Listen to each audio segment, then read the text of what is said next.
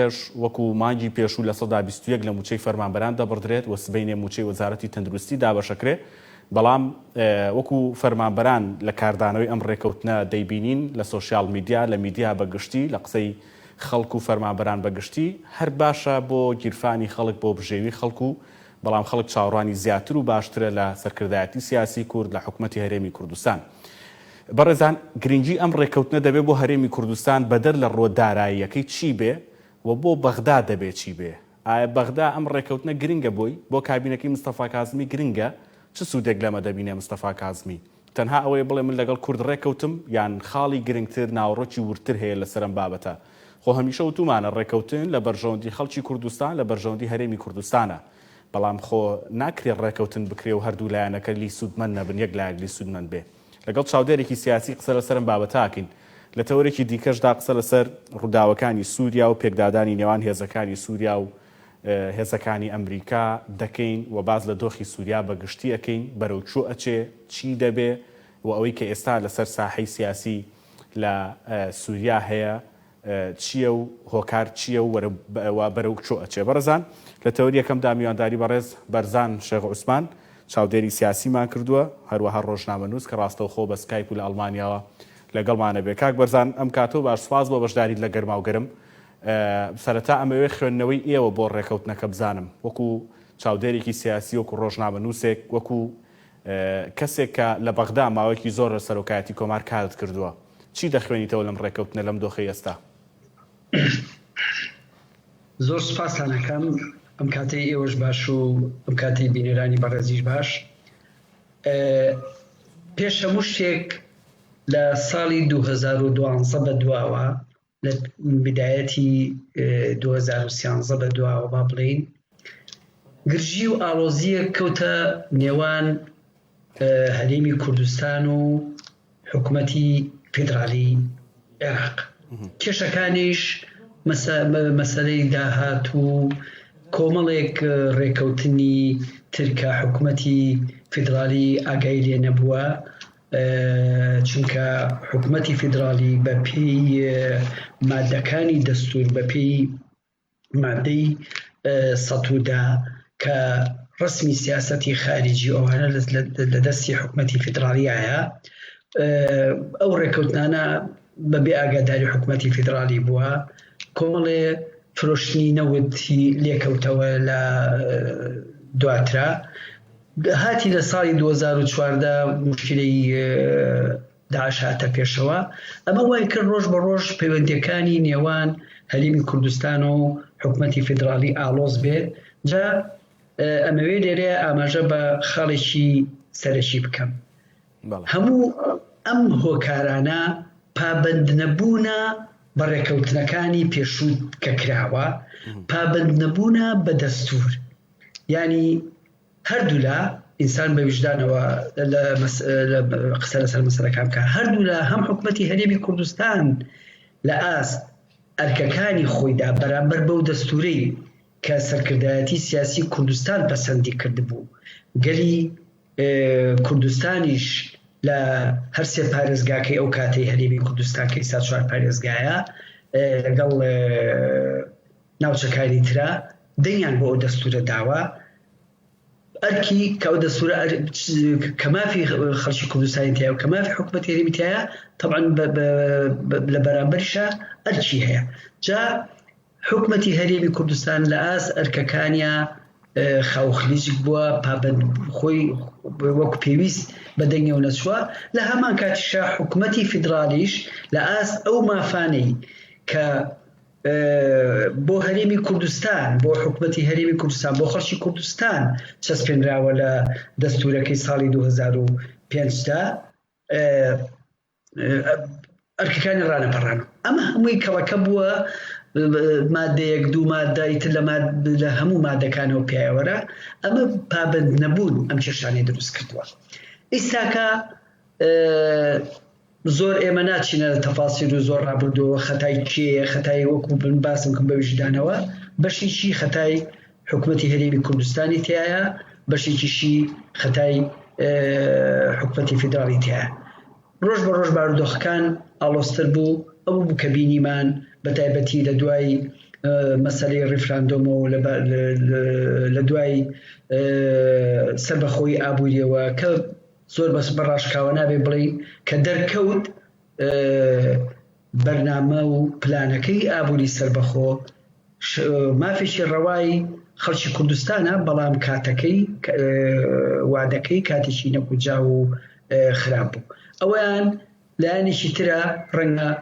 بەشێکی زۆری بینێرەکانی ڕووناکبیرەکان ڕۆژنامەنووسەکان بڵێن مەسەلەکە لەوە گەورەترە، مەسەلا پەیوەندی بە گەندەڵی و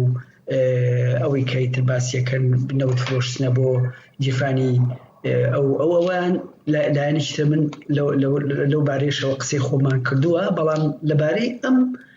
ڕێکەوتنەوە کە حکوومەتی فیدرالی پابند کردووە مانگەکانی ئابوو ئەیلول و ئۆکتۆبەر 325 ملیار دینار بۆ هەرێمی کوردستان دیاری بکە، لە بەرامبەردا ئەرچی ڕێکخستنی یعنی کە ئەو ڕێکەوتنامەیان کردووە لە پایچی هاتووە، هەروە بەلاژ نییە بە خۆڕایینە لە پای یەکخستنی دەواازە سنووریەکان، وەکو خۆت لە سەرەتایی بەرنامەکە ئاماژە بۆ کرد. دەواازە سنووریەکان فڕۆکەخانەکانەکە ئاسمانیە لەگەڵ ئاوی ئێمە ئاویمان نییە، وشکاییەکە سنوورەکانی کوردستانە، هەرێمی کوردستانە لەگەڵ ئێران و تورکیا. ئەمە مافێکی دەستوری حکوومەتی فیدراڵە کە حەقی خۆیەتی داوا لە هەرێمی کوردستان بکات، ژمارەی حساب و ئەو داهاتانەی کە یەتە خەزانەی هەرێمی کوردستانەوە حکوومەتی فیدراڵ ئاگاری بێت، چونکە دەستور لە مادەی دەیە لە خاڵی سێمە ڕسمی سیاسەتی مالی گورجی لە لای حکوومەتی فیدراڵە، لە مادەی 114 ئیداری گومرگەکان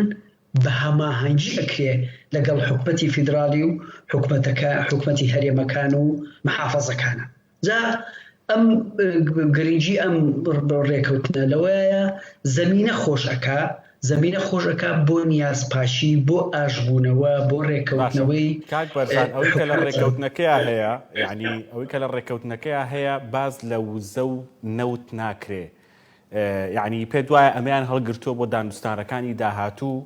یان بەغدا جارێ بەهۆی دابەزینی نرخی نەوت و ئەو گرفتانەی لە مەلەفی نەوتی لە هەرێمی کوردستان هەیە لەسەر شێوازی ڕێکەوتنەکان لەسەر قەرزەکانی هێنان و دەرکردن و هەناردەکردن، یعنی ئەمانە هۆکاری ئەوەن کە بەغدا نەیویستۆ خۆی لە بابەتی نەوت و زەبدات، یان قۆناغەکە ئێستا کاتەکە هی ئەوە نەبۆ دانوستانی قورستر و ورتر بکرێ، خوێندنەوەت بۆ ئەمەیان چییە؟ پێم وایە ئەو پرسیارە ئەندامانی وەفدی دانوستانکاری حکوومەتی فیدراڵ و حکوومەتی هەرێمی کوردستان باشترە زانن کە بۆچی ئەوەش هەر چێتە خاڵەکانی مادەی 110 دەستوری عێراقەوە کە وزە و نەوت و غاز و ئەوانە لە حەسریە بەدەست دەوڵەتی مەرکەزی ئێمە. لەوەشە ئەگەر بڵێم مشکلەمان هەیە لەگەڵ هەرێمی کوردستانە کە نەوت و غاز بە پێی مادەی 111 نەوت و گاز مڵکی هەموو گەلی عێراقە لە هەموو هەرێم و مەحافەزەکان. جاوە لە بیرمان نەچێت، بەڵامی ترەوە بێ لە وەفدی دانوستانکاری هەردوو لە زیاترەوە پرسیارە بکرێ. وەکو خۆش جەنابیشی ئاماژەت بۆ کرد، من پێم وایە قۆناغەکە جارێ ئەوە ئەخوازێت خاڵە سنووریەکان، دەواازە سنووریەکان، مەتارەکان ئەوانە یەک بخرێتەوە، چونکە ئەوە هەم بۆ حکوومەتی هەرێمی کوردستان قازانجی هەیە. ئێستا ئەمڕۆ 2 ملیار و 16 ملیۆن دینار داهاتی گومرجی عێراق بووە، گومرجی سنوورەکان لە نێویشتانە بە هەرێمی کوردستان، چونکە ئێستا ڕێکەوتنەکان ئەوگەر جەنابی شت ملاحظە بفەرمی و ئاگات دەبێت ڕێکەوتنەکان کە کردووە باسی وەکو کاک خالی شوانیش باسی کرد لەسەر بنەمای قانونی ژمارە 6 کارگێڕی فیدرالیە بۆ هی ساڵی ئایاری 2019 وابزانم لە ئایاری 2019ەوە ئەمە کە ئەڵێ یەک و دووسێ کە باسی قسەکانەکات ئەڵێ وە تەوجیهی ناردنی هەموو ئیرادات هەموو پارەکان و هەموو داهاتەکانی فیدرالی بۆ خەزێنەی عامە بۆ ئەوەی لە خەزێنەی گشتیەوە گەنجینەی گشتیەوە ئینجا نەفەقات دابنێ ینی بە پێ و پارەی سەتۆ پارەی کوردستان و پارەی بەسڕە و پارەی چۆشە و ئەوانی کە خالیسنیانە هەموو یەچێتەوە بۆ گەنجینەی فیدرالی لە گەنجینەی فیدرالی حسابیەکەی جایتەمە چەندی بەر هەرێمی کوردستانەکەوێت چەند بەر محافظەی بەسڕاکەوێ محافظەی عەماراکەوێ و هەتا دوایی جا گرنگی ڕێکەوتنەکە باسمانەکردم هەم زیاتر موناقەشەکەمان لەسەرەوە ئەوە بوو کە باسی ئەومان کرد نەتیجەی ئەنجامی پابەند نەبوون بە ڕێکەوتنەکان و پابەند نەبوون لە بە مادە دەستوریەکان ئەم کۆسپ و تەگەرانە دروست بوو و لێکتێک نەگەشتنیی زۆر هاتوتە پێشەوە گرنگیەکەی لەوە لەم کاتێککە ئێمە تیایەن دووسێ قەیرانی دەستکرد خۆڵکێنراو ئەبێ بەڕاشکایی بڵێن خۆڵکێنراو کە خەتای خودی کاربەدەستانی فیدرالیشە و کاربەدەستانی هەرێمی کوردستانیشە ئەوە بێ ئێمە زۆر ڕاشکاوە ناو قسەی بکەی ئێمە ناتوانین هیچ ئیدارەیەکی خراپ هیچ بێبەرنامەی و بێپلانیەک یا پلان و بەرنامەیەکی خراپ بپۆشی وەکو ڕۆژنامە نووس وەکو ڕووناکبیر کە خەڵک ئەیزانێت جا ئەو هۆکارە ئیداری خراپانە و کە گەندەڵی پارەی لێ بۆتەوە گەندەڵی کارگێڕی لێ بۆتەوە ئەوەی کەیتر باز دەکرێت و باشەوە لە سۆشیال میدیاکان جاری مبالغەش پێوەرێ ئێستا ئەو مشکلەیە هەیە لە هەرێمی کوردستانە بە تایبەتی مشکلەی موچە ئیتر موچە ئیشتا ماوێتی ڕێبخرێتەوە کاک بەرزان لە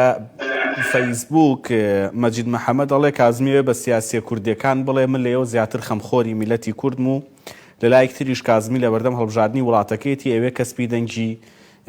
کورد بکات بۆ خۆی هەروەها سەردار عەلی بنێڵێ پێم وایە پەرلەمانتارەکانی کورد مقەسر بوونە ناتوانیوە کە بەرگری لە مافەکانی کورد و لە ویست و داخوازی کورد بکەن لە بەغدا بە هەمان شێوە بەکرد لەشکریش هەر هەمان ڕەئی هەیە ئەمە قسە لەسەر ئەوە بکەی کە بەغدا چ سوودێک لەمە دەبینێ بە تایبەتی یعنی ئێستا مستەفا کازمی بانگەشەی هەڵبژاردننی پێشوەختە و کاتەکەی دیاری کردووە سەردانی ئەمریکا ئەکا یعنی کازمی چۆن ئەمە ئەچنێتەوە بۆ خۆی لە وەکۆ بەڕێزانە وتیان پەرلەمانتارانی کورد لە بەغدا زوڵمیان لێ نەکەین ئەوەی توانیویانە و لە توانایانە بووە کردویانە ئیتر لە ناویشانە هەندێک دەنگی دلێر هەیە کە زۆر قسەی کردووە شتی باشی بۆ خەڵکی کوردستان پێشکەش کردووە هەندێکی شەیە ئەگەر قسەشی نەکرد بێ بەڵام هەر هەولیاوە مشکلەکە خەتای ئەوان نییە خەتای مشکلەکە بەڕاستی لە پێشە مشکلەکە سیاسیە یعنی ئێمە با هەموو شتێک هەموو خەتایەک هەموو هێرکەکان نەکەینە سەبەتەیەکەوە با بڵێ بۆمانە هەموو خەتایەکی نەکەین لەسەر پەرلەمانتار و وەزیرەکان بەڵێ ئەوانیش ئەبێ کار بکەنەوانیش ئەرچی سەرشانیان ئەوان نوێنەری خەڵکی کوردستانە لە بەغداوە وایە بەڵام مشکلەکە سیاسیە لێرەدا ببینەوە سەر پرسیارەکەی جەنابێت چێ قازانجی کازمی تا چەند قازانجێکە بەغدا ئەمە دانوستانە کاک ئارامجان دانوستان ئەبێ لایەک یعنی تۆ دانوستان ئەدەیت و ئەسێنیت جا تۆ کەمتر ئەدەیت زۆرتر ئەسێنی یا زۆرتر ئەدەی کەمتر ئەسێنی ئەمە قانونی دانوستان و قانونی مفاوەزاتە لێرەیە کوردیش بەشی خۆی قازانجەکات یا هەرێمی کوردستان بەشی خۆی قازانجەکە و حکومەتی فیدرالیش قازانجەکە حکومەتی فیدرال بۆ قازانجەکە ئەو داهاتانە کە بە بەلاش ڕۆشتووە ئیتر کە پارەکەی نەچۆتەوە خەزێنەی فیدرال بۆ یەگەڕێتەوە چاودێریکردنی فڕۆکەخانەکان لە هەولێر و لە سلێمانی لەژێر دەسەڵاتیان نەبووە من نمونەیەک بۆێنمە زۆر بەڕاشکاوی کەسان هەبوون فەرمانی گرتنیان بۆ دەرچووە لە بەغدا هاتوۆتە سلێمانی لە سلێمانی نیشتۆتەوە لە هەر وڵاتێکەوە هاتووە لە وڵاتانی عەرەبیەوە هاتووە لە وڵاتانی ئەوروپیەوە هاتووە بەغا لە سلێمانی نیشتۆتەوە بە ئۆتۆمبیلی تەکسی ڕۆشتۆ بۆ بەغا و شوکاری خۆی کردووە و وێنێکی فۆتۆگرافیشی کردووە ناردوێتەوە بۆ ئەو لایەنەی کە فەرمانی گرتنەکەیان بۆ دەرکردو ئەمە لە هیچ وڵاتێکان نییە ینی تۆ کورد خۆی دەنگیاوە بە دەستوری فیدرالی عێراق خۆی دەنگیاوە بە ئەوەی عیلاقاتی کوردستان هەرێمی کوردستان لەگەڵ بەغدایە لەسەر بنەمای فیدرالی بێلەکەیەکەوە لە 4 دەی 1992ەوە لە 2005 دەنگیاوە بە دەستورەکە بە بازە فیدرالیەکە ئەمە لە هیچ شوێنەکان نییە تۆی ساکە لە ئەمریکا کە لە ئەمریکا فەرمانی گرتن بۆ یەکێک دەرەچێ ئیتر ئەم کەسا بەڕێگای ئاوی بەڕێگای وشکانی بەڕێگای فڕۆکەخانە لە نیویۆرکەوە داخلی ئەمریکا بێت بچێتە ئەمریکا لە واشنگتۆنەوە لە کالیفۆرنیاوە ئەمری گرتنەکە هینە بەڵام وای لێ هاتبوو حکومەتی فیدرالی دەسەڵاتی بەسەر فڕۆکەخانەکانە نەئاشکرا ئیساکە دەسەڵاتی بەسەرشکەمە قازانجێک لە ڕووی پارەکانیشەوە ئەچێتە ناوی کوردستانیش هەرێمی کوردستانیش بە هەمان شێوە قازانجەکە لانی کەم ئەو گوشارە ئابووری و گوشارە تەنگوسەڵەمە داراییکە ڕوبەڕووی بۆتەوە لانی کەم لەسەری کەمە بێتەوە باشە کاک بەرزان زۆر بە کورتی دوو پرسیاری خێرا بکەم یعنی یەکەمان ئەو فشارانەیە کە لەسەر مستەفا کازمی هەیە یعنی فشارێکی زۆری لەسەر کە بۆچی لەم دۆخە داراییە خراپەی عێراق تایەتی ئەم دێ لەگەڵ کوردان ڕێ ئەکەوێ و ماگانە پارە بۆ کوردە نێرێ پێ دوایە مستەفا کازمی چۆن نەتوانێت لەم فشارە دەربازی ببێ ئەمە لەلایەک ئایا کاریگەری لەسەر ژیانی سەرۆکایەتی حکوومەتەکەی ناکات وەکو مستەفا کازمی لەلایەکی تریش هەر خودی مستەفا کازمی سەردانی ئەمریکا کات ژمارەیە کەسایەتی لە کوردستان دەبا سەرۆکی دیوانی سەرۆکایەتی هەرێم سەرۆکی سکرتێری ئەنجومەنی وەزیران ژمارەیەک لە وەزارەتی پێشمەرگە لە سەرۆکایەتی هەرێم سەردانی مستەفا کازمی لەم کاتەیە بۆ ئەمریکا چ گرنگێکی بۆ عێراق دەبێ و بوونی نوێنەرایەتی کورد و وەفدی کوردی لە ئەم سەردانەیە دیسانەوە چۆن دەشکێتەوە بۆ خێر بۆ کورد ئەگەر مامەڵێکی دروستی لەگەڵا بکرێت خۆی کاگارام ئەم دۆخێکی ساهاتە ئاژوونەوەیکی سیاسیە پێشە شتێک ینی سیاسەتمەدارانی بەغدا گەرەکیانە لەگەڵ کوردستانە ئەو دابڕانەی کە هەیە نەمێنێت ئەمە بڕیاری مستەفا کازمی خۆی نیە بە تاقیتەنیا بڕیاری هێزە سیاسیەکانە لەسەر و هەمووشیانەوە بڕیاری ئەمریکا و وڵاتانی هاوپەیمانە ئەمە زۆر بەڕاشکاوی ینی عێراق ئەو سربەخۆیە سیاسیە نابینیت وەکو وڵاتێکی وڵاتێکی ئەوروپی ینی وڵاتە ئەوروپیەکانیش لە ژێر گوشاری ئابووری و لە ژێر کۆمەڵە گوشارە هەر ئەو سەربەخۆی نیەم بەرحاڵ نەچێنە ئەو ناوەڕۆکەوە زۆر بینەوە سەر عێراقی خۆمان مستەفا کازمی ئەگەر گوشاریشی لەسەر بێ گوشارێکی و بەهێز نییە چونکە هێزە سیاسیەکان بڕیاریان داوە کە دابڕان لەگەڵ کوردستانە نەهێڵن و وەخو خۆش باسی کرد هەڵبژاردنیش لە پێشەوەیە مستەفا کازمی ئەوێ لەگەڵ خۆیان هینێک بکاتی بانگەشەیە بۆ خۆی بکە لەو باشەنێت بانگەشێشە دەنگی کورد بەدەست بێنێ ینی بیر و باوەڕێک هەیە لە ئارایە ئەیانەوێ حیزبێکی هێزێکی سەرتاسەری لە زاخۆ بۆ فاو دروست کرێ دوور بێت لە مەزەبگەرایی دوور بێت لە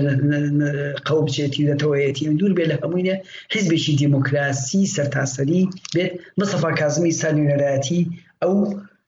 ڕەوتەکە جا ئەو ڕەوتە ئەمریکا پیرۆزبایی لێکە پێی خۆشە ئەمە تا چەند سەرکەوتووە بێ سەرکەوتو نابێ ئەویان شتێکی ترە بەڵام مستەفا کازمی بەم کارەی دەنگ و پشتیوانیەک بۆ حیزبە تازەکەی دروستەکە لە هەرێمی کوردستانیشە بە تایبەتی ئەبێنەی شارینەوە هەرێمی کوردستان فرای خۆی نەکەوێ خەڵک بەداخەوە دەنگ بۆ سەدام حوسێنی عیساکە لەم کاتەیە ئەوە هەڕەشەیەکی جددیە ئاگادارکردنەوەیکی جددیە بۆ سەرکردایەتی سیاسی کوردستان ئەبێ لە ئیشەکانیانە بە ڕێکوپێکی بە نەزاهەتەوە بیکەن جا چ جای مستەفا کاظمی لەبەرەوە مستەفا کاظمی لەمەیە جگە لەوەی کە وەکو باسم کرد ڕوتێکەیە ئاماژەیەکی هاوپەیمانان و ئەمریکا هەیە بۆ ئاژبوونەوە لەگەڵ ئاژبوونەوەی فیدراڵ و هەرێمی کوردستان لەگەڵ یەکتریا و کۆتایهێنا بە دابڕانەکە بەڵام لەمەشە مستەفا کاظمی منفعەتی خۆی تایە بانگەشەیەکە بۆ خۆی دەنگی ژەهێنێت بە پێی پێویست. سپاس دەکەم بەڕێز بەرزان شێخ عوسمان چاودێری سیاسی و ڕۆژنامەنووس ڕاستەوخۆ بە سکایپ و لاڵمارێ و لەگەڵمان بووی لە تەوریەکەمی گەرماوگەرم سپاس بۆ بەشداریکردنت بەڕێزان پشوویەکی کوردوەرەگرین و بۆ قسەکردن لەسەر دۆخی سووریا ئەگەڕێم وڵاتە.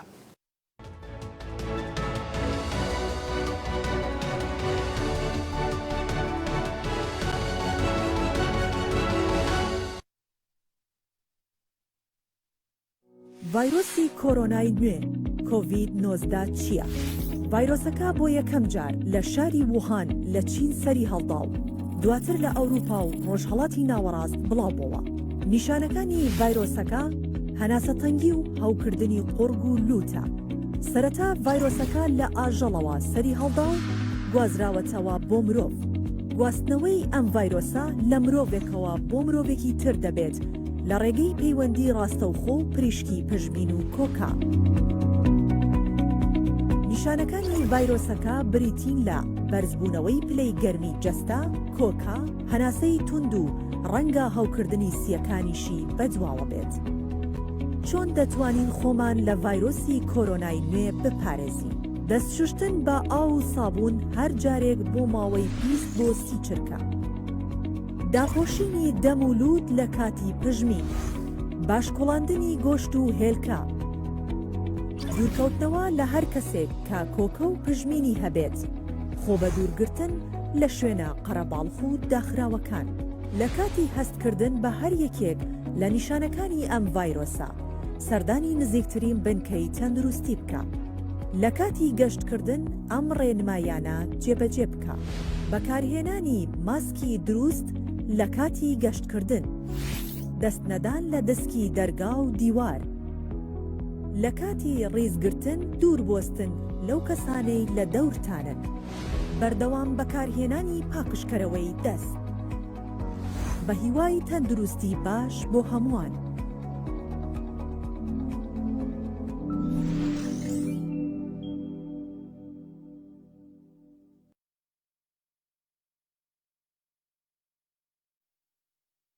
جاری تر سلااوتان لێ بێ بەڕێزان دۆخی سووریا قسەی لێسەر دەکەین ئایندەی سووریا بەرەوچۆ بە میوانداری ئازاد جۆڵا کە بە سکایپ و ڕاستەوخۆ لە هەولێرەوە لەگەڵمانە بێ و چاودێری سیاسی کاگازات سلااو دێ بە سواس بۆ بەشداریکردن دەمێ بپرسمەوەی کە ئێستا لە سووریا دەگوزەرێ بە تایبەتی دوایین دۆخ کە هاتوتە ئاراوە یعنی شەڕێکە لە نێوان هێزەکانی سوپای سووریا و هێزەکانی ئەمریکا کە کەسێک لە هێزەکانی سوپای سووریا کوژرا و چواری تر بریندار بووە. ئەمە ئەتوانین ناو بنین گەشەسەندێکی نوێ ڕووداوێکی نوێ قۆناغێکی نوێ لە دۆخی سووریا یان بە ڕووداوێکی ڕاگوزەری ئاسایی سیر بکرێ؟ سڵاو لە ئێوە لە بینێرانی گەری کوردستان لە ڕاستیدا ئەم بارودۆخەی چەند ڕۆژی ڕابردوو تا ئێستا کەشت لە ڕۆژاوای کوردستان و بەگشتی لە سووریا و لە ناوچەکە دەگوزارێ دەتوانین بەڵێن دەرەنجامی ئەم ئەجەندا جیاوازانن کە لە ماوەی ڕابردوودا لە سووریا و لە ناوچەکە هەن. سووریا چەق بۆتەوە لە نێوان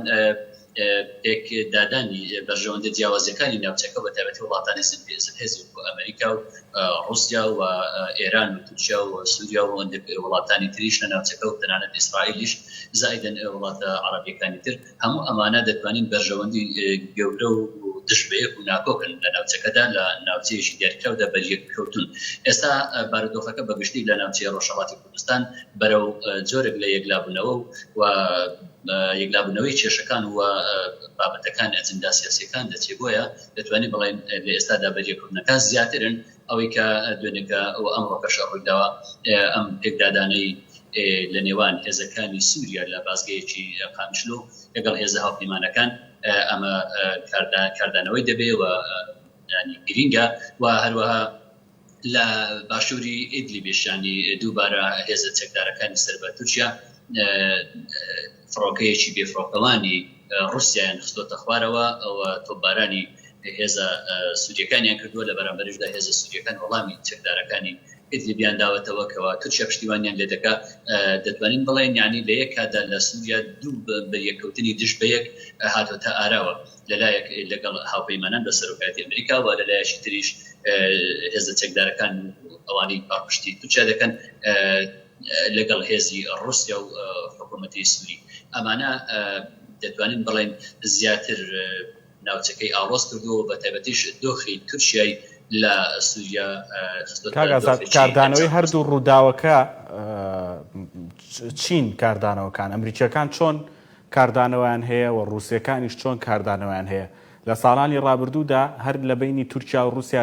ڕووداوێکی تری لەم شێوەیە هەبوو دووبارە بوونەوەی سیناریۆکان هەست پێ دەکەی یان پێ دوایە ئەم جارە سووریا رووسیا بە نوعێکی تر مامەڵە لەگەڵ تورکیا دەکا و ئەمریکاش بە نوعێکی تر مامەڵە لەگەڵ دیمەشقاکە هەمان سیناریۆن بەڵام بارودۆخەکە جیاوازە و ڕەنگە کاردانەوەکانیش جیاواز ئەم کاردانەوانەی ئێستای رووسیا و تورکیا تەنانەت حکوومەتی سووریاش زیاتر دوای ئەوە دێکەوە ئەم ڕێکەوتنەی ئابوورگەی لە نێوان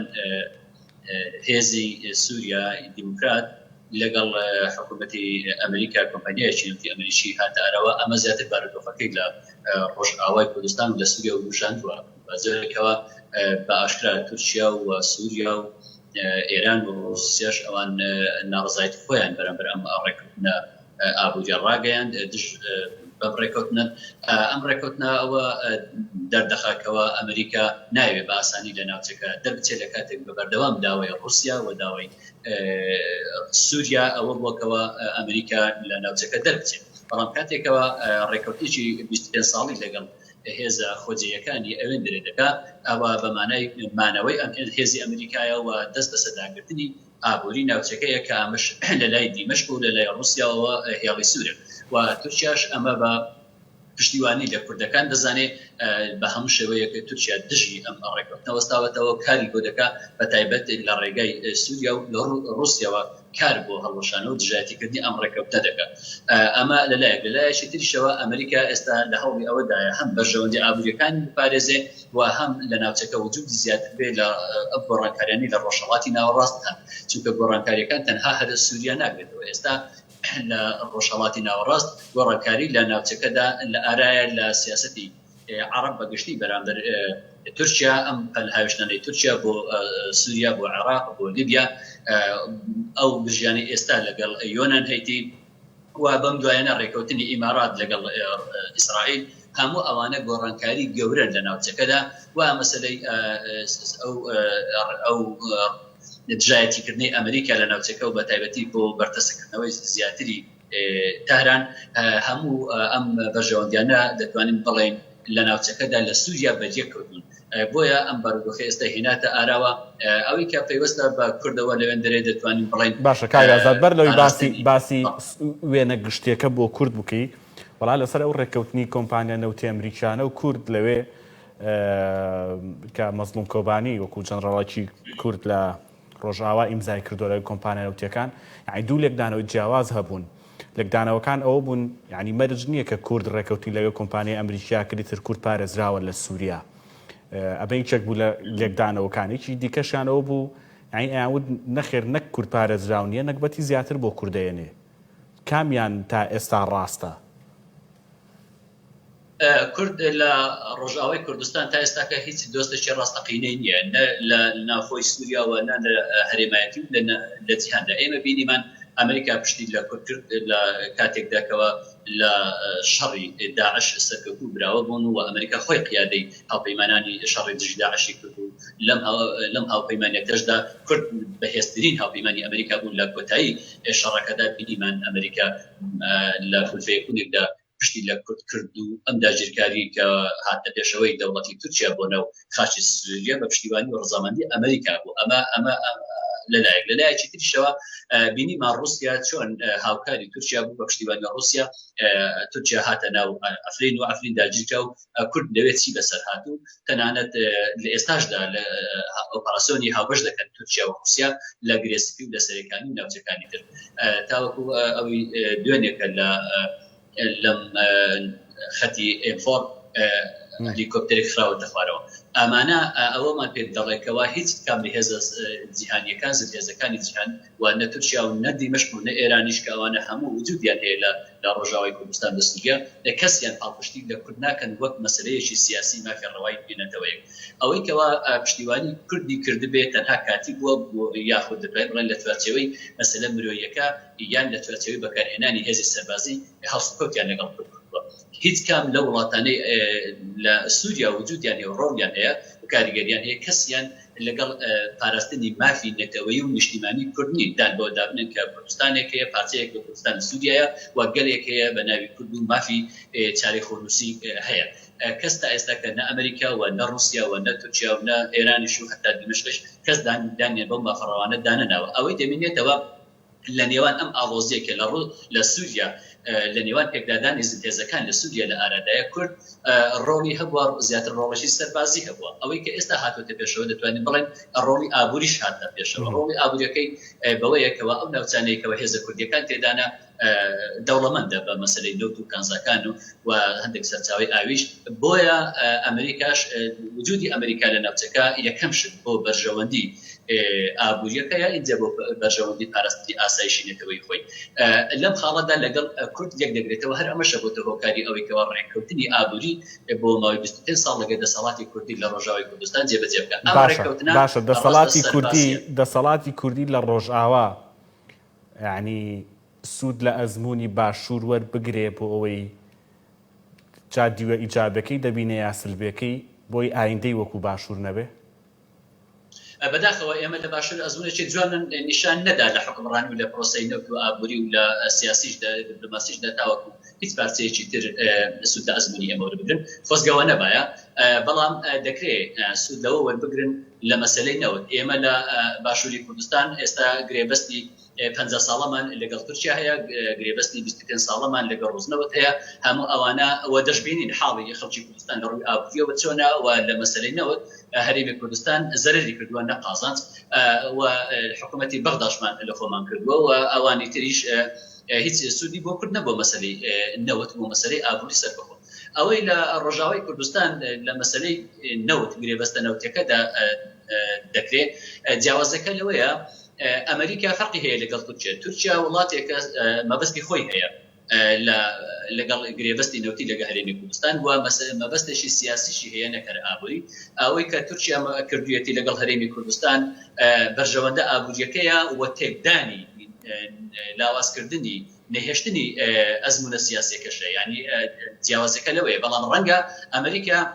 بۆ پاراستنی بەرژەوەندی ئابووری خۆی ئەمەی کردبێ بەڵام ڕەنگە ئەمری جیاوازەکە لەوە بێ ئەمریکا هەوڵی لەنابردنی ئەم ئەزمونە نەدا بەقەت ئەوەی کە تورکیا هەوڵی داوە و ناشارێتەوە لە هەوڵدایە بۆ لاوازکردن و نەمانی ئەم ئەزمونی هەرێمی کوردستان لە ڕووی سیاسیەوە دیارە لە ڕووی ئابووریشەوە قازانجی زیاترە ئەگەر سەیری بکەین سەدی ڕێکەوتنەکەش بکەین لە ڕێکەوتنەکەدا کورد لە ڕۆژاوای کوردستان زیاتر قازانجیانە لە ڕووی ئابووریەکەی لەم ڕێکەوتنە لەگەڵ تورکیا لەگەڵ ئەمریکا وەک ئەوەی کە حکوومەتی هەرێمی کوردستان لە ڕووی ئابووری و ئەم ڕێکەوتنە 50 ساڵی لەگەڵ تورکیا کردووە کەواتە لە ڕووی ئابووریش ڕۆژاوای کوردستان دەتوانین لە ڕێکەوتنەکەیان ئیجابیترە زیاتر بەرژەوەندی زیاتر تێدایە بۆ خۆیان بۆ ناوچەکە خۆیان و لە ڕووی سیاسیش مەترسی کەمتر دەسەرە جیاوازەکە لەوەیە بۆیە دەتوانین بڵێن ئەوانیش دەکرێت ئەزمون لە ئەزمموی ئێمە لەم ڕابردووی ئێمە لە بەڕێوەبردن و لە ڕێککەوتنی نەوتی و لە مەسەلەی پەیوەندی و دیپلۆماسی و سیاسیشدا دەکرێت ئەوان ئەزمون لە ئێمە وەربگرن بۆ ئەوەی ئەوان هەمان ئەو هەڵانە دووبارە نەکەن باشە لە ئەو کاتەوە کە ئەمریکا هەندێک لە ناوچەکانی چۆڵ کرد و لەشکرکێشی سوپای تورکیا هاتە ئاراوە یەکێک لە باسە زۆر گەرم و گوڕەکان بۆ کوردان لە سووریا ئەوە بوو کە گفتوگۆ لەگەڵ دیمەشق بکەن لەگەڵ دیمەشق ڕێ بکەون و ئایندەی پرسی کورد لەگەڵ دیمەشقا تاوتێ بکەن تا چەند ئەمە بۆ ئێستا هەڵبژاردەیەکی دروستە و باشە تا چەند پێویستە کورد بۆ ئایندەی خۆی ڕێکەوتن لەگەڵ دیمەشق بکات ئەگەرچی دیمەشق خۆی نییە بەڕاستی وڵاتانی دیکە ئیداری دەدەن هیچ کاتێک کورد لە ڕۆژاوای کوردستان گفتوگوی لەگەڵ دیمەشق ڕوون نەکردوێتەوە هەمیشە ئەوان باسییان لەوە کردووە کە ئێمە وەکو کورد بەشێکین لە سووریا و سووریا بە وڵاتی خۆیان دەزان و بەڵام دەیانەوێت لە چوارچێوەی سووریا دەوڵەتی سووریا مافە نەتەوەیەکان پارێزراون بە ڕێکەوتنێکی سیاسی و بە هەموارکردنەوەی دەستور ئەم مافە سیاسی و نەتەوەیانە لە دەستوردا جێبەجێ بکرێ هەمیشە کورد هەوڵی ئەوەی داوە مافەکانی لە دەستوری سووریا بچەسپێنێ و هەوڵی جیابوونەوەی نەداوە هەمیشە داوای ئەوەی کردووە لەگەڵ دیمەشق ڕێک بکەوێت هیچ کاتێکیش گفتوگوی ڕەت نەکردووە چەند جارێکی دەستپێشخەریان کردووە و چەند جارێکی دانیشتن گفتوگۆ کراوە بەڵام لە ڕاستیدا ئەوەی کە هەیە هەر وەکو جەنابەت فەرمووت ئەوەیە دیمەشق خۆی خاوەنی بڕیاری خۆی نییە واتە قراری سیاسی لە دیمەشق لە لای خودی سووریەکان و دەسەڵاتی سووری نیە بەقەت ئەوەیەوە ئێران کاریگەری هەیە بەسەری و دەسەروی هەمووشیانەوە ڕوسیا دەتوانێت بڵندوا بڕیار لە دیمەشقەوە دەدا بۆیە مەسەلەی کورد لە سووریا زیاتر پێیوەستە بە بەرژەوەندی وڵاتە زوتێزەکان جگە لەو خۆڕاگری و جەنفیکاییەکەوە کوردەکان لە ڕۆژئاوای کوردستان نواندیتیان بەرامبەر بە شەڕی تیرۆر و داعش و لە بەرامبەر تورکیا و لە بەرامبەر حتا لە بەرامبەر سووریاش توانیتیان بەڵاستێک ڕابگرن لە سەرەتای ڕاپەڕینە 2011ەوە تاوەکو ئەمڕۆکە کوردەکان لە سووریا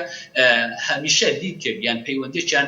سەرەداوێکیان لەگەڵ دیمەشق هێشتوتەوە تا ئێستاکەش نوێنەری حکوومەتی سووریا لە قامیشلۆ هەیە هەر ئەوەی کە ئەمڕۆکە ڕوویداوە بازگەیەکی حکوومەتی سووریا لە دیمەشقەوە ڕێگری لە هێزە هاوپەیمانەکان کردووە بۆیە هەمیشە پەیوەندێک لینچێک هەبوو تەنانەت موچەی بەشێک لە فەرمانبەرانیش لە دیمەشق لەلایەن حکوومەتی سووریا و تاوەکو ئێستاکە دەدەیەوەتە کورد لەوێت دەرچی بەوە کردووەکەوە پشتیوانێکی بەهێزی ئەقلیمی و نێودەوڵەتی نییە بۆیە هەمیشە نەیویستووە پەیوەندیەکانی بە تەواوی لەگەڵ دیمەشق بچڕێنێ بە پێچەوانەی ئێمە لە هەرێمی کوردستان کە بارودۆخێک هاتە پێشەوە ئێمە پشتمان لە عێراق کردو و عێراقمان بە دراوسەیەک خۆمان زانی و بڕیاری ئابووریستی سەر بەخۆماندا و بڕیاری فیدرالی و جیابوونەوەماندا و هەموو ئەوانە دواتریش بینیمان ئەنجامەکە چۆن بوو چونکە هەموو ئەو بابەتانە خواستی کورد شتێکە بەڵام واقع و بارودۆخ شتێکی ترە بەرژەوەندی وڵاتانی ئەقلیمی و جیهانی شتێکی ترە ئەوەی کە لە باشووری کوردستان کرا دیار بوو دەرئەنجامەکەی بەجگەیشت ڕەنگە ئەوان نایانەوێ ئەم ئەزمونە دووبارە بکەنەوە شکستە چونکە هیچ کاتێک وڵاتانی زلهێز نابنە پشت و پەنا بۆ کورد تا ئەو کاتێککە بەرژەوەندی خۆیان هەیە ئەوان ئەم ڕاستی باش دەزانن بەڵام بەستانەوەی بەرژەوەندی ئەمریکا بە کوردەوە لە ڕۆژاوای کوردستان لەم ڕێکەوتنە 25 ساڵی مەسەلەی ئابووری لەنەوەدا ئەمە دەتوان بڵێم خاڕێکی گرینگە دەکرێت ئەم ڕێکەوتنە ئابووریە ئیسtismاری سیاسیشی لێ بکرێت لە داهاتوودا هەرچەندە ئەم ڕێگایش ئەم ماوەیەش گوڵڕێژ نەکراوە چونکە هەم رووسیا پێی گەرانەوە نەشیان شەردۆ ڕایانگاندە رووسیا و ئێران و دیمەشق و تورکیا هەموو ئەم ڕێکەوتنیان ڕەت کردوێتەوە و پێی گەرانن بەڵام ئەمریکا وڵاتێکی بەهێزە و ئەمریکا تا ئێستا لەگەڵ کورد ماوەتەوە ڕاستە بەجێ هێشت بەڵام هەندێک هێزیما بۆەوە ئێستا دەیەوێت بەهێزترەوە بگەڕێتەوە پاراستنی بەرژەوەندەکانی ئەمریکا لە عێراقیش و لە سووریاش گرینگە بۆ کورد پێویستە ئەم پەیوەندیانە بەهێز بکە لە ڕێگەی پاراستنی بەرژەوەندی ئابووریەوە هەڵسوکەوت لەگەڵ ئەمریکا بکان نەک لە ڕێگەی سیاسیەوە چونکە هەمیشە کاگازاد لە ئەمریکا هەڵبژاردننی سەرۆکایەتی بەڕێواچێ و منافسەیەکی گەرم هەیە لە نێوان بایدن و ترامپە بایدن بە شێوازی قساکە کە یعنی کوردی زۆر بەلاوە گرنگە و چەند جارە کوردی بینیوە و باسی لە کوردی سووریا کردووە باسی لە جێهێشتنەکانی سەردەمی ترامپ کردووە یعنی ئەو هەڵبژاردنانی کە لە ئەمریکا بەڕێواچن کورد دەتوانێت ئێمەش لە باشووری کوردستان بەتایبەتیتر ئێمە قسەکەمان لەسەر سووریایە ڕێکەوتنەکەی هەیە لەگەڵ ئەمریکایە لە ڕووی ئابووریەوە لە ڕووی دەرهێنانی نەوتەوە و ئێستاش دۆخەگاتوتە ئارا و منافەسەکە قورسە لە ئەمریکا لەسەر پۆستی سەرۆکایەتی وڵاتە دەتوانرێت سوود لەم دەرفەتەوە بگیرێ ئەمە لەلایەک لەلایەکتر ترامپ بێ یا بایدن بێ هیچ دەگۆڕێ لە دۆخەکە یعنی دەتوانین بڵین سیاسەتی دەرەوەی ئەمریکا سەرۆکەکان دەتوانن دەستکاری بکەن و شێوازەکەی بگۆڕن لە ماوەی چەند ڕۆژە ڕابردوودا ئەوەی کە دەبینین وەکو بڵێ هەڵمەتی هەڵبژاردننی سەرۆکایەتی ئەمریکا کە لە 11 دەست پێ دەکات چەند ڕۆژێکی ماوە ئەمە دیارە کورد هاتوۆتە ناو بابەتی پرۆپاگەندەی هەڵبژاردننی ئەو دوو حیزبە لە ئەمریکا ئەوەی کە بینیمان جۆ بایدن زۆر بە ئاشکرا ڕخنەی لە سیاستی ترامپ کرد بەوەی کەوا پشتی لە کوردەکان کردووە کوردەکانی بەجێ هێشتووە ئەگەر ئەو دەربچێ بە سەرۆکی ئەمریکا ترامپی ئەردۆغانی وەکو دیکتاتۆر نابردوو و گوتی تەنانەت بە ڕوخانی ئەردۆغان بەو شێوەیە باسی کرد ئەمە لەلایەکی تریش کامالا هاریس کە ڕەشپێستێکی ئەمریکیە و سیناتۆرێکی ئەمریکیە لە هەمان کاتدا کاندیدە وەکو جێگیری جۆ بایدن ئەگەر بوو بە سەرۆکی ئەمریکا ئەویش لە پازدەی دا لە 2019 زۆر بە ئاشکرا لە تویتێکی خۆی و لە بڵاوی کردەوە هەڵوێستی خۆی بەرامبەر بە کشانەوەی ئەمریکا و پشتیوانی خۆی بۆ کورد لەوێدا ڕاگەیاند بوو کەوا ئەمریکا کارێکی هەڵی کردووە و کوردەکانی بۆ دڕندەترین ڕێکخراوی جیهانی بەجێهێشتووە و کوردەکان هاوکارێک و هاوپەیمانێکی باشی ئەمریکا بوون و ئەم بڕیارەی ترامپی زۆر ڕخ نەگرت بەوەی کەوا براوەی لە سووریا براوەی سەرەکی ئێران و داعش و تورکیا و رووسیا بوون ڕخنەی توندی لەوە گرتو و هەردوواتە هەردوو کاندیدەکە هەم جۆ بایدن و هەم جێگەکەی ئەوەی کە ئێستا کە باسی لێوە دەکەن دیارە پشتیوانی لە کوردەکان بە پێچەوانەی ترامپ و بە پێچەوانەی سیاسەتی ترامپ ئەوەی کە لەگەڵ تورکیا هەیەی ئەمە لەلایەک بەڵام ئەوەی کە گرینگە مەسەلەی بەرژەوەندی تورکیا وەکو جەنابەت پرسیارت کرد ئەمریکا لە هەموو شوێنێک دوو سیاست دوو خاڵ هەیە لە سیاسەتی خارجی ئەمریکا سافتە یعنی هەم دیموکراتیەکان هەم کۆماریەکان کە بێنە سەر دەسەڵات ئەم دوو خاڵە سابتە و ناگۆڕێ یەک بەرژەوەندیە گشتیەکانی ئەمریکا دووەمیش پاراستنی ئاسایشی نەتەوەیی ئەم دوو خاڵە هەمیشە هێڵی سوورە هەر حیزبێک بێتە سەر دەسەڵات هەر کاندیدێک بێتە سەر دەسەڵات ئەم دوو خاڵە پارێزراوە ئەوەی کە دەمێنێتەوە لە ڕۆژهەڵاتی ناوەڕاست ئەمریکا لە ڕاستیدا کار بۆ چەند ئامانجێک دەکات یەک لە ڕۆژهەڵاتی ناوەڕاست کار بۆ هاوسەنجی هێز دەکات سەبارەت بە چین و رووسیا ئەوە کار بۆ دژایەتی تیرۆر دەکات و لە بەرامبەریشدا کار بۆ بەرژەوەندەکانی خۆی دەکات لە مەسلەی وزە و نەوت ئەوانە و لە هەمان کاتیشدا ئەمریکا دەیەوێت وجودی لە ڕۆژهەڵاتی ناوەڕاستدا هەبێ بۆ گۆڕانکاری لە ڕۆژهەڵاتی ناوەڕاست ئەمانە هەموو سیاسەتی ئێستای ئەمریکای لە ڕۆژهەڵاتی ناوەڕاست کاری لەسەر دەکات و بۆ بەرتەسکردنەوەی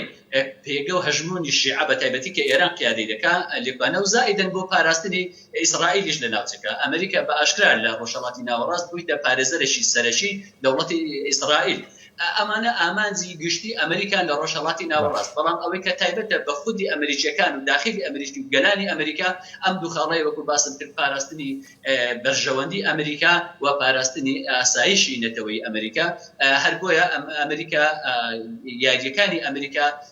سابت نیە ئاڵوگۆڕیان بەسەردادێ کورد پێویستە خۆی بگونجێنێ لەگەڵ ئەم بەرژەوەندیانە لە ئێستادا ڕەنگە بۆ کرد وا باش بێ جۆ بایدن و کامالا بێنە سەر حکم دەسەڵات بگرنە دەست پێچەوانەی ئەوەی کە پێشتر کورد پێی وا بوو ئۆباما بڕوە ڕەنگە کۆمەریەکان بێت پشتیوانی لە کورد بکەن ئێمە ئەومان بینیە بەڵام کاتێک کە ترامپ هات و کۆمەریەکان هاتنە سەر حکم بینیمان بارودۆخێکی زۆر خراپ هات هەم پشتیوانیان لە باشووری کوردستان لە مەسەلەی ڕەفراندۆم نەکرد و هەم لە ڕۆژاوای کوردستانیش پشتیان لە کورد کرد و بینیمان ئەچی ڕوویدا بۆیە لە ئێستاشدا ئەگەر جۆ بایدنیش بێتە سەر حکم لە ئێستادا وایە ئەوەکان ڕکلامەکان وان بەڵام ئەوەی کە سابتە لە ئەمریکا بەرژەوەندیەکانە و پاراستنی بەرژەوەندی ئاسایشی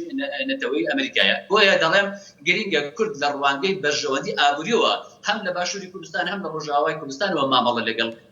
ئەمریکا بکات نەک لە بابی بەرژەوەندی سیاسیەوە چونکە هەمیشە دیمەشق تورکیا بەغدا ئەوانە کاریگەرتر و گرنگترن لە ڕووی سیاسیەوە لە لای ئەمریکیەکان و وەک لە کورد وەک لە دەسەڵاتی خۆ بەڕێوەبەری ئێستا ڕۆژاوای کوردستان و وەک لە حکوومەتی هەرێمی کوردستان بۆیە مادەم ئامانجی ئەمریکا لە ناوچەکە پاراستنی بەرژەوەندیەکانی خۆیەتی گرینگە کورد لەم نقطەیەوە خاڵی هاوبەش لەگەڵ ئەمریکا دروست بکە و ڕێکوتنی لەگەڵ بکە و بتوانێت خۆی لەگەڵ بگونجێت. زۆر باشە سپاس دەکەم بە ڕێزادا جۆڵا چاودێری سیاسی بە سکایپ و ڕاستەخۆ لاولێرە لەگەڵ مابووی سپاس بۆیەوە سپاس بۆ کۆمنتەکانتان خواتان لەگەڵ.